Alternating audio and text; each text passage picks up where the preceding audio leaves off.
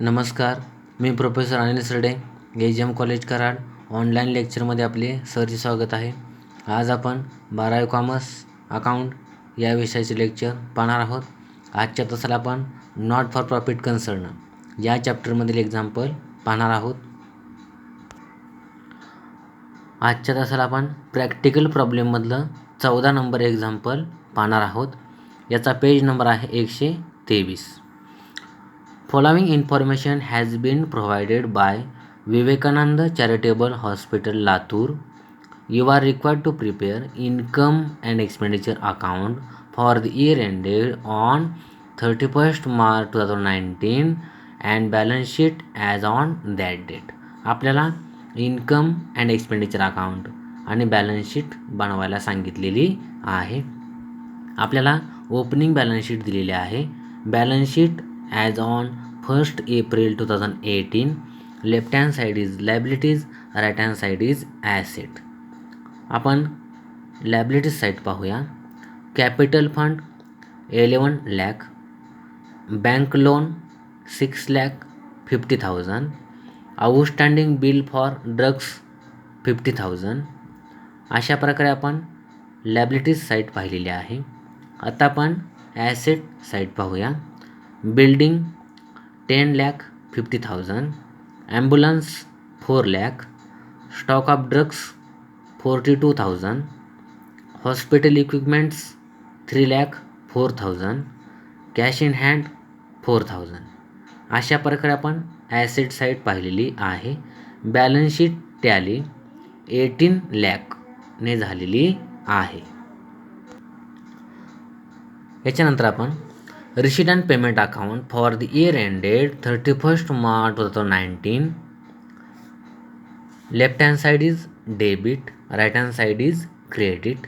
Left hand side is receipt, right hand side is payment. आता आपण receipt side पाहूया. To balance brought down. Opening balance 4,000. To subscription 2,22,000. To life membership fees 30,000. To hospital receipts revenue 5,10,400. अशा प्रकारे आपण receipt side पाहिलेले आहे. आता आपण पेमेंट साईड पाहूया. By purchase of drugs in bracket includes 40,000 for 2017-18. बरोबर. याच्यामध्ये प्रिव्हियस इयरचं ड्रग्स 40,000 त्या ठिकाणी ह्याच्यामध्ये इन्क्लूड आहे. याची अमाऊंट आहे 2 lakh. By salary to staff 85,000. By honorarium to doctors 4 lakh. By repairs and maintenance 18,000. By furniture 45,000. By general expenses 16,000. By balance carry down closing balance 2,400. अशा प्रकारे आपण पेमेंट साईड देखील पाहिलेली आहे. Receipt and payment account tally 7,66,400ने झालेला आहे. आत्ता आपण ॲडजस्टमेंट पाहणार आहोत आणि ॲडजस्टमेंट पाहत असताना ज्या अकाउंटवरती ॲडजस्टमेंट आलेली आहे त्याला देखील आपण टिक करून घेणार आहोत.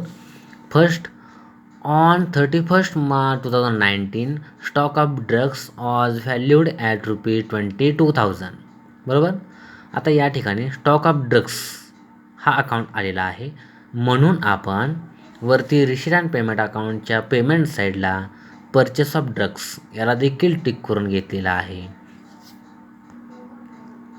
आणि बॅलन्स शीटच्या ॲसेट साईडला स्टॉक ऑफ ड्रग्स याला देखील आपण टिक करून घेतलेलं आहे. त्याच्यानंतर 2, depreciation on building at 5% per annum and on ambulance ₹30,000. बरोबर. म्हणजे आपल्याला बिल्डिंगला एक टिक करून घ्यावं लागणार आहे आणि ॲम्ब्युलन्स याला देखील टिक करून घ्यावं लागणार आहे. म्हणून आपण बॅलन्स शीटमध्ये आलो आणि बॅलन्स शीटच्या ॲसेट साईडला आपण बिल्डिंगला देखील टिक केलेलं आहे आणि ॲम्ब्युलन्सला देखील टिक केलेलं आहे. त्याच्यानंतर पुढे 3, life membership fees are to be capitalized. Life membership fees capitalize करायला सांगितलेलं आहे. म्हणून आपण रिसीट अँड पेमेंट अकाउंटच्या रिसीट साईडला गेलो आणि टू लाईफ मेंबरशिप फीजला देखील आपण टिक करून घेतलेलं आहे. आपण टिकमार्क करून घेतलेला आहे. आत्ता आपण एक्झाम्पल सोडवायला सुरुवात करणार आहोत. Example 14 answer. एकदम वरती आपल्याला in the books of Vivekananda charitable hospital Latur पहिला अकाउंट आहे income and expenditure account for the year ended 31 March 2019. Left hand side is debit, right hand side is credit. Left hand side is expenditure, right hand side is income. बरोबर.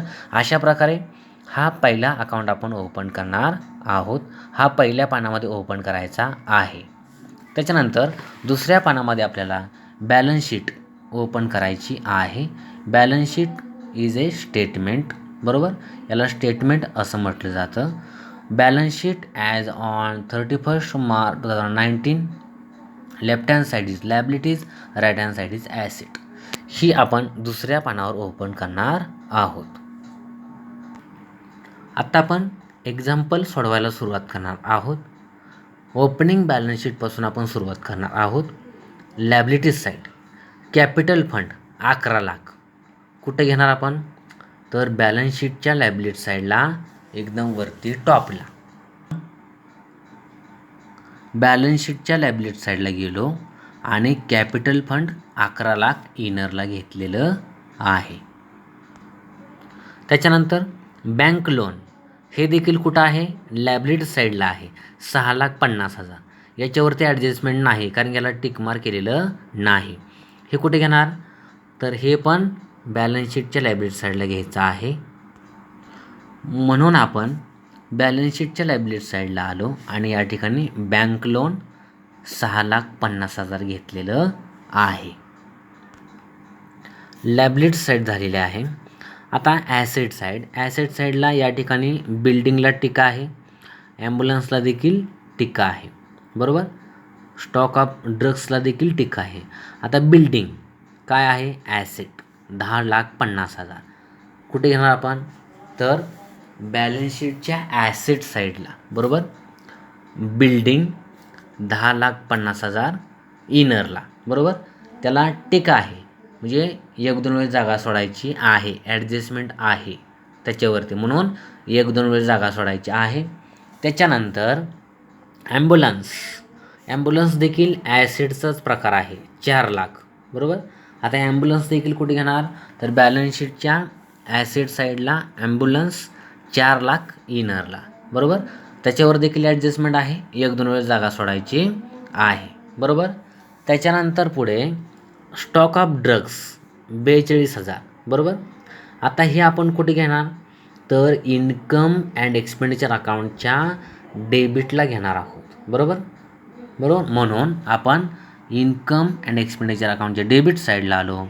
To stock of drugs असं title टाकलं. त्याच्यामध्ये opening stock असं title टाकलेलं आहे. बरोबर. म्हणजे opening stock किती आहे, तर या ठिकाणी आत्ताच आपण ओपनिंग बॅलन्स शीटमध्ये पाहिलेला आहे 42,000. म्हणून तो ओपनिंग स्टॉक या ठिकाणी 42,000 इनरला घ्यायचा आहे. बरोबर. अशा प्रकारे या ठिकाणी स्टॉक ऑफ ड्रग्सचं पोस्टिंग आपण ओपनिंग स्टॉकचं केलेलं आहे आणि त्याच्यावरती ॲडजस्टमेंट आहे. त्याच्यामुळे ह्याला 5-7 वेळी जागा सोडायची आहे. बरोबर.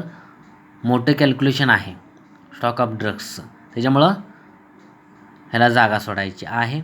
त्याच्यानंतर पुढे हॉस्पिटल इक्विपमेंट्स हा ॲसेटचा प्रकार आहे, 3,04,000. ह्याला कुठे घेणार आपण, तर बॅलन्स शीटच्या ॲसेट साईडला. म्हणून बॅलन्स शीटच्या ॲसेट साईडला आपण आलो. Hospital equipments 3,04,000. बरोबर. अशा प्रकारे त्याला पोस्ट केलेलं आहे. त्याच्यानंतर कॅश इन हँड हे ओपनिंग बॅलन्स शीटमधलं आपण घेत नसतो. बरोबर. आता लायबिलिटी साईडला आउटस्टँडिंग बिल फॉर ड्रग्स 50,000 हा घटक राहिलेला आहे. तर हे आपण ॲडजस्टमेंट पाहत असताना पाहणार आहोत. आत्ता आपण रिसीट अँड पेमेंट अकाउंट पाहूया. रिसीट अँड पेमेंट अकाउंटमध्ये रिसीट साईडपासून आपण सुरुवात करूया. टू बॅलन्स ब्रॉट डाऊन हा ओपनिंग बॅलन्स आहे. रिसीट अँड पेमेंट अकाउंटचा ओपनिंग बॅलन्स आपण घेत नसतो. त्याच्यापुढे टू सबस्क्रिप्शन्स 2,22,000 याला टिक केलेलं नाही म्हणजे ॲडजस्टमेंट नाही. आता या ठिकाणी रिसीट साईडचे आपण आयटम कुठे घेतो? इन्कम साईडला. आणि पेमेंट साईडचे आपण आयटम कुठे घेतो? एक्सपेंडिचर साईडला. म्हणजे हे सबस्क्रिप्शन आपण कुठे घेणार? इन्कम साईडला. म्हणून इन्कम साईडला आपण आलो. बाय सबस्क्रिप्शन 2,22,000 डायरेक्ट आउटरला घेतलेला आहे.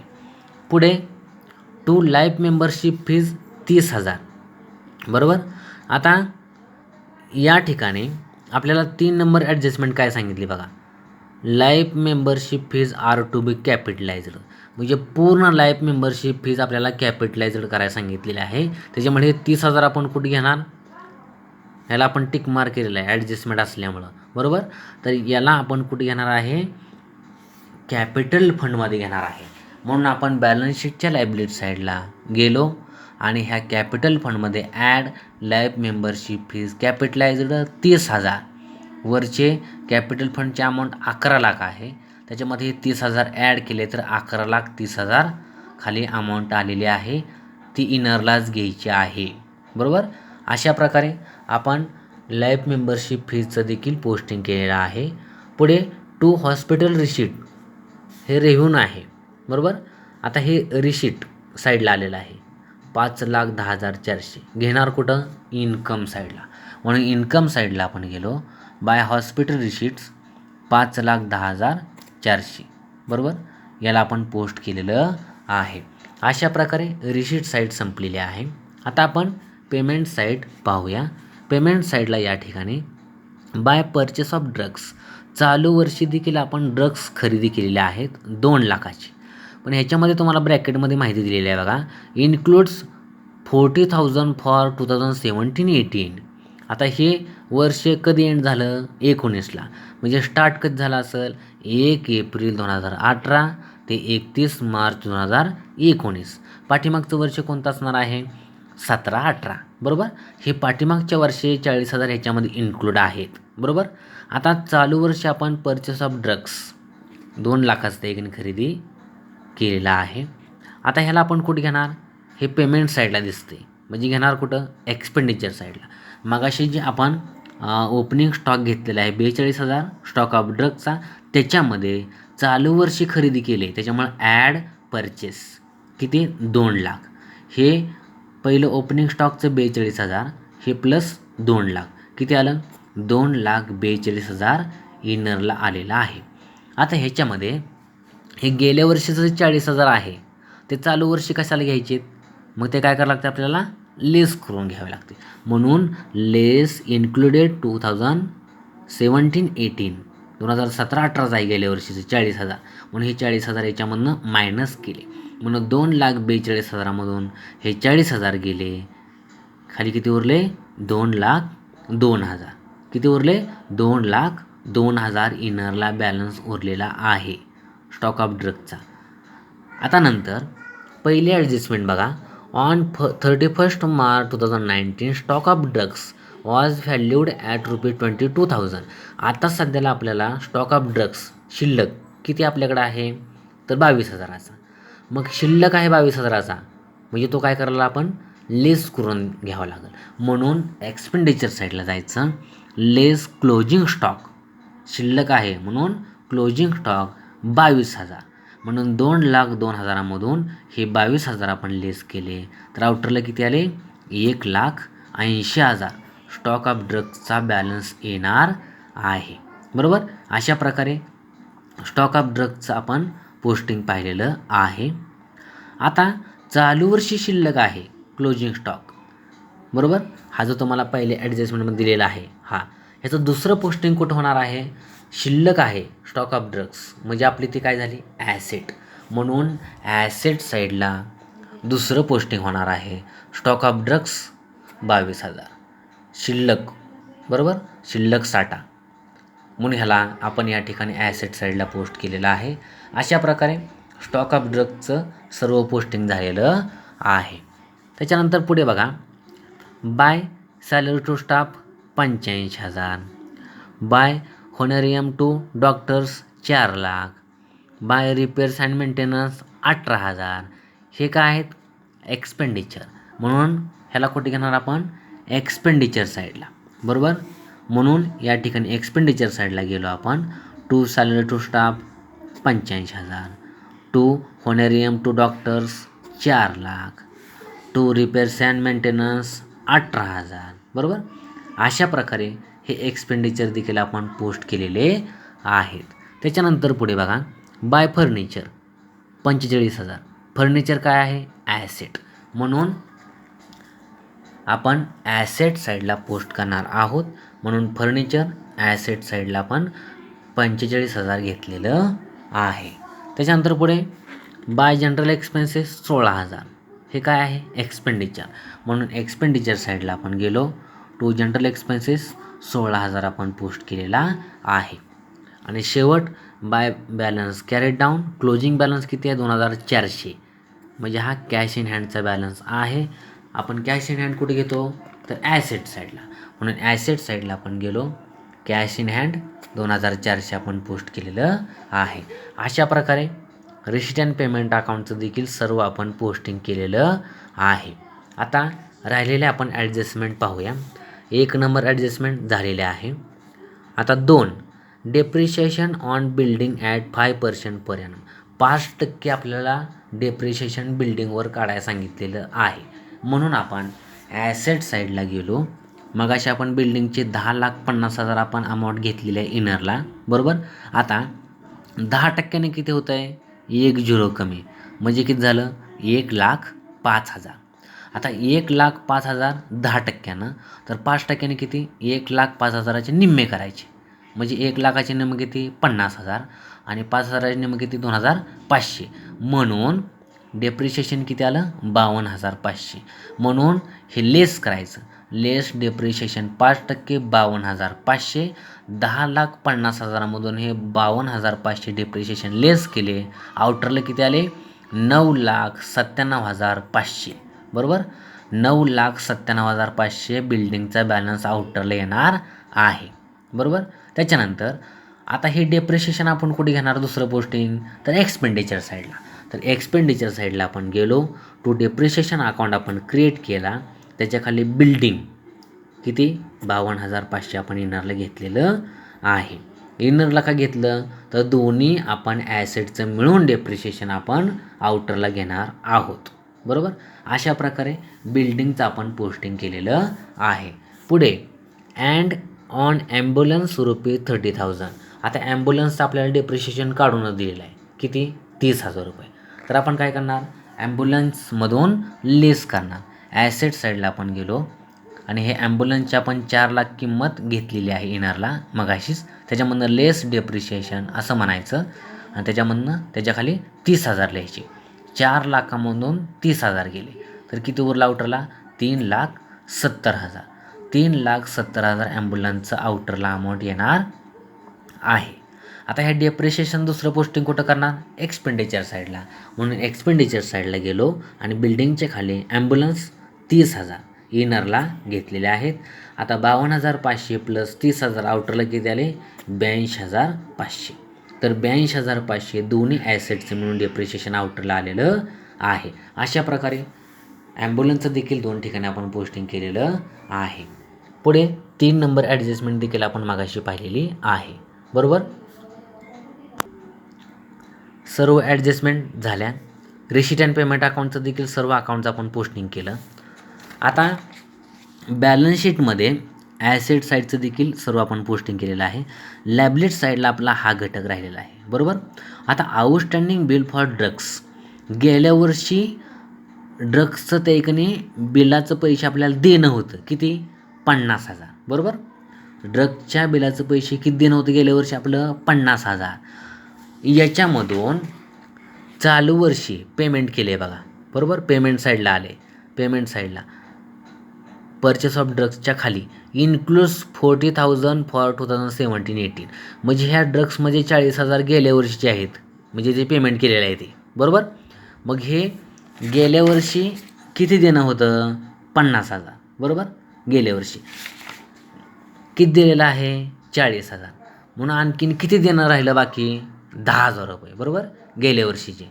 म्हणून 10,000 रुपये जे देणं राहिलेलं आहे त्याला आपल्याला कुठे घ्यावं लागेल, बॅलन्स शीटच्या लॅबलिट साईडला. आउटस्टँडिंग बिल फॉर ड्रग्स 10,000, बरोबर. अशा प्रकारे याला देखील आपण पोस्ट केलेलं आहे. आता ओपनिंग बॅलन्स शीटमधले सर्व अकाउंटचं आपण पोस्टिंग केलेलं आहे. आता आपण अकाउंट क्लोज करूया. सुरुवातीला आपण income and expenditure account close करणार आहोत.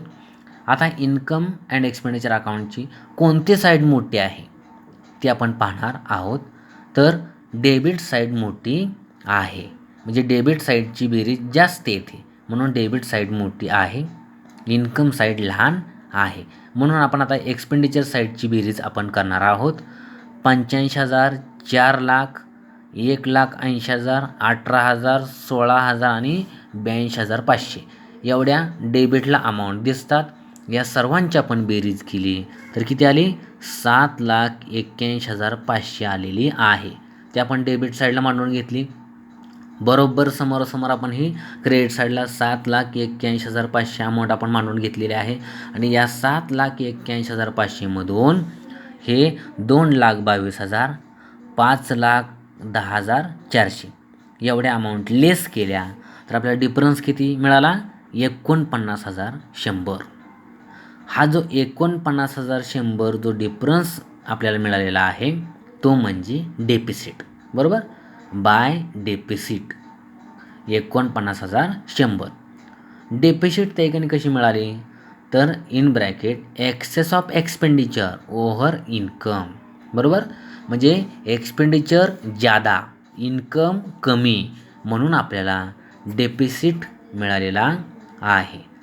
आता आपण डेफिसिट कुठे ट्रान्सफर करणार तर कॅपिटल फंडमधून लेस करणार आहोत. बॅलन्स शीटच्या लायबिलिटी साईडला कॅपिटल फंडमधून हा डेफिसिट आपण काय करणार, लेस करणार. म्हणून लेस डेफिसिट 49,100.